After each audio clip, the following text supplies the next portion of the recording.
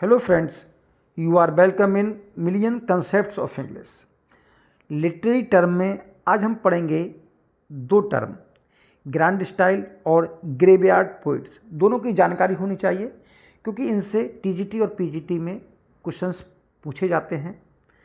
Grand style की अगर हम बात करें तो as you know grand style को हाई स्टाइल भी कहा जाता है।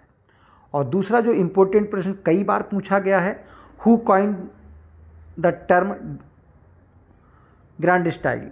तो ग्रैंड स्टाइल टर्म को कॉइन किया है मैथ्यू आर्नोल्ड ने। ये प्रश्न कई बार पूछा गया है।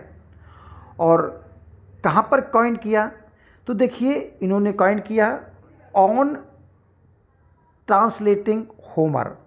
तो ऑन ट्रांसलेटिंग होमर पर मैथ्यू आर्नोल्ड लेक्चर देते हैं। तो इन्हीं ड्यूरिंग दीज लेक्चरर्स इन्होंने ग्रैंड स्टाइल को कॉइन किया। और इम्पोर्टेंट पॉइंट ये भी है कि Matthew Arnold called Milton's style in paradise lost the grand style. यानी पैराडाइज लॉस्ट में मिल्टन ने जो स्टाइल यूज की है उसको इन्होंने ग्रैंड स्टाइल कहा है। अब समझते हैं कि ग्रैंड स्टाइल एक्चुअल में क्या है। तो दूसरे आपके जो दो चार पॉइंट पढ़े थे इनसे भी प्रश्न आते हैं और ये भी समझ लेते हैं कि एक्चुअल में ग्रैंड स्टाइल कहा किसे जाता है। मैथ्यू आर्नोल्ड ने argued that there were only two forms of verse capable of achieving the grand style. यानी कि केवल दो वर्स को इन्होंने कहा। फर्स्ट है the first was heroic couplet और ब्लैंक वर्स। यदि किसी भी में ब्लैंक वर्स और हीरो कपलेट का यूज हुआ है तो वह स्टाइल ग्रैंड स्टाइल हो गई। और सेकंड पर उन्होंने कहा है the he stated was dactylic hexameter the form employed by Homer and Virgil. यानी कि होमर और वर्जिल ने डेक्टाइलिक हेक्सामीटर स्टाइल को, यानी जो फॉर्म है इसको अपनाया, तो इसको भी इन्होंने ग्रैंड स्टाइल कहा। तो दो बातों के लिए इन्होंने ग्रैंड स्टाइल कहा। फर्स्ट वन है कि हीरो कपलेट और ब्लैंक वर्स, और दूसरे डेक्टाइलिक हेक्सामीटर। और डेक्टाइलिक हेक्सामीटर क्या होता है भाई, आपने आईएम पढ़ा होगा, आइएम्बिक पेंटामीटर। तो आइएम्बिक का मतलब होता है अनस्ट्रेस्ड फॉलोड बाय स्ट्रेस्ड, यानी कि बाद में स्ट्रेस्ड सिलेबल होता है। लेकिन डेक्टाइलिक में ये आपका 3 सिलेबल का मीटर होता है जिसमें फर्स्ट स्ट्रेस्ड होता है और बाकी 2 अनस्ट्रेस्ड होते हैं। और डेक्टाइलिक मीटर को, यानी कि जो डेक्टाइलिक मीटर होता है इसी को मीटर ऑफ द एपिक कहा जाता है। तो ये भी क्वेश्चन बन सकता है कि which metre is called the metre of the epic. ये यानी कि कुल मिला के जो पॉइंट लिए हैं वो सही हैं।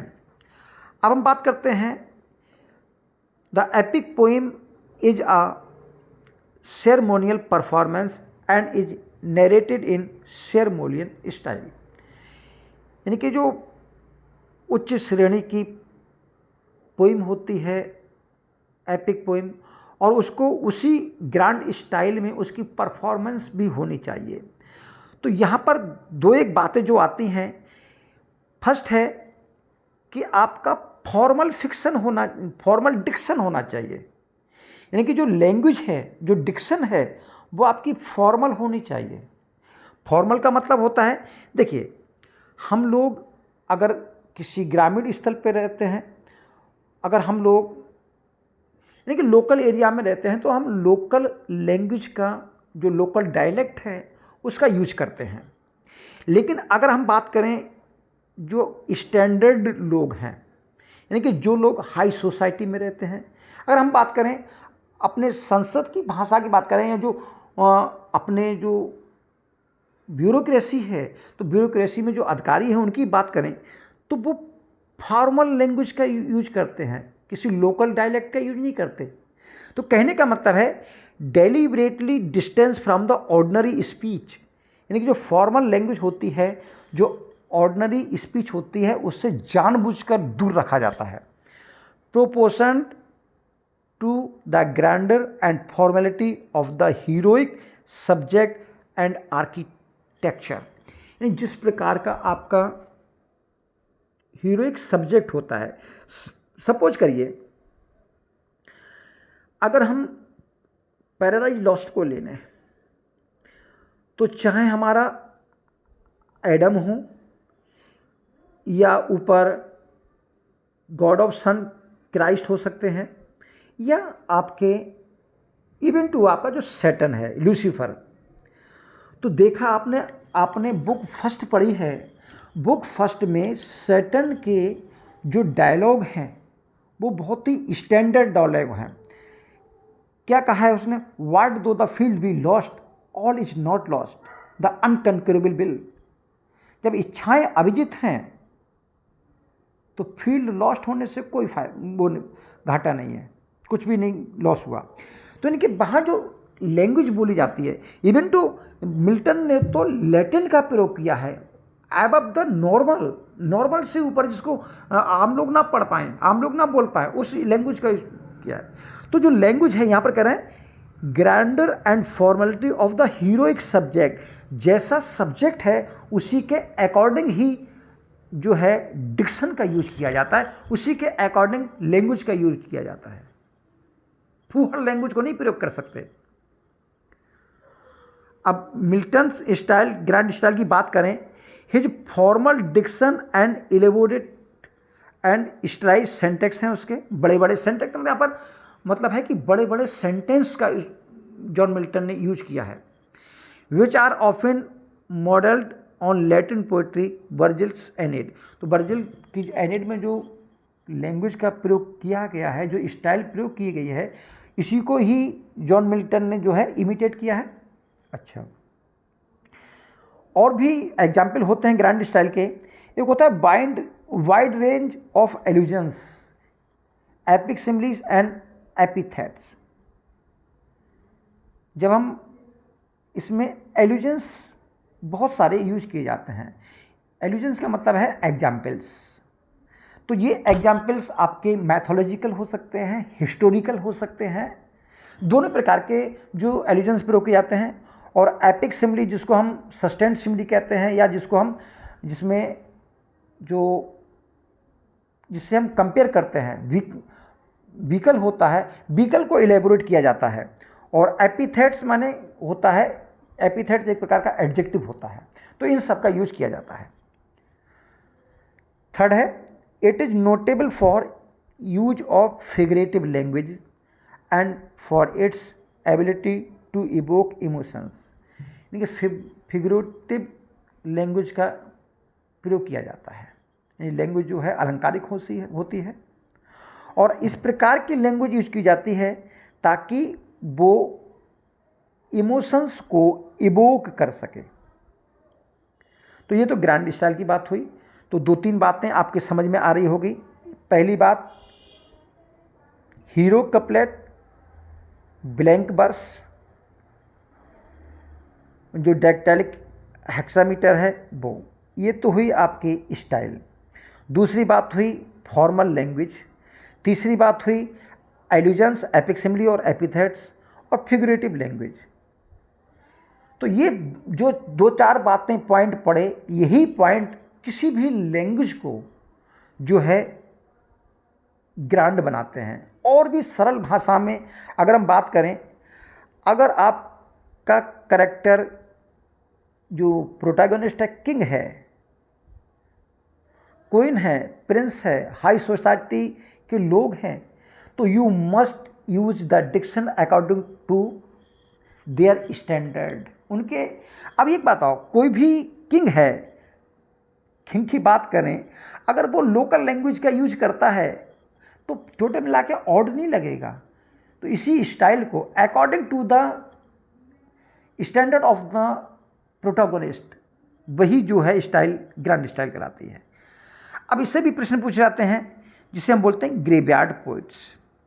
तो ग्रेवयार्ड पोइट्स या ग्रेवयार्ड पोइट्री पहली बात आपको बताते चलें कि इसमें जो आपने नाम आता है, आपने टॉमस ग्रे का नाम सुना होगा, और ये आपके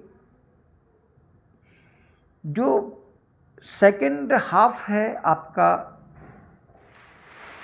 18th सेंचुरी का, इनके 1750 के आसपास की बात करी होगी। यानी कि इसका जो सेकेंड फेज है 18th सेंचुरी का, उसके पोइट हैं। Just a minute. तो ग्रेवयार्ड पोइट में the term graveyard poets is applied to minor poets of 18th century who wrote meditative poems on morality and immorality in moods which range from elegiac pensiveness to profound gleam often set in graveyard। यानी graveyard poets और graveyard poetry वो है जिन poets ने meditative poems लिखी, और meditative poems का यहाँ पर अर्थ है अमरता और नश्वरता पे, अमरता पे और नश्वरता पे। मनुष्य नश्वर है, ईश्वर अमर है, और सबका अंत जो है इनएविटेबल है। तो इस पर जो पोइम लिखी, और इनका मूड कैसा था? मूड था पेंसिव, यानी कि एल्जिक और पेंसिव मूड था। और ये पोइट जो है अक्सर अपनी पोइम्स को ग्रेवयार्ड में सेट करते थे, यानी कि कब्रिस्तान में लिखते थे। फाइन एग्जाम्पल आपको याद ही है, an elegy written in a country churchyard, Thomas Gray की रचना है। तो ये पोइट का जो ग्रुप है, हालांकि ये ग्रुप जो है ऑर्गेनाइज्ड ग्रुप नहीं है, फिर भी इस ग्रुप को ग्रेवयार्ड स्कूल ऑफ पोइट्स कहा जाता है, जिसमें इंग्लैंड और स्कॉटलैंड के पोइट थे, और अमेरिका के भी पोइट भी इसी दौरान हुए हैं। एग्जाम्पल की बात करें तो a night piece on death, ये पोइम है टॉमस परनेल जो कि आयरिश पोइट हैं। एडवर्ड यंग इंग्लिश पोइट हैं जिनकी नाइट थॉट्स है। स्कॉटिश क्लर्जीमैन रॉबर्ट बिलेर की रचना है द ग्रेव।